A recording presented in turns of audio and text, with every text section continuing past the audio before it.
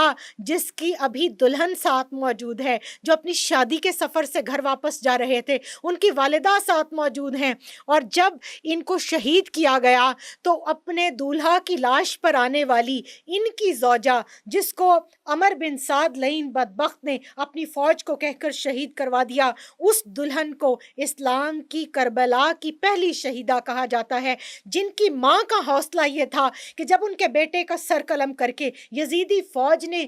हुसैनी काफ़िले के ख़ैमों के अंदर फेंका, तो अपने बेटे का सर हाथ में लिया, उसको चूमा और चूम कर वही जुमला इरशाद फरमाया जो सैयदा फ़ातिमा तो ज़हरा रज़ी अल्लाह ताला अन्हा ने शमून यहूदी के पास अपनी चादर गिरवी रखकर और खाना गेहूं मंगवा कर, चक्की पीस कर, खाना बनाकर वो रोटियां वो खाना हज़रत सलमान फ़ारसी रज़ी अल्लाह ताला अन्हु को दी थी। और उन्होंने कहा था सैयदातुन निसा रज़ी अल्लाह ताला अन्हा, बच्चे 3 दिन से भूखे हैं, इनके लिए कुछ रख लें। आपने इरशाद फरमाया,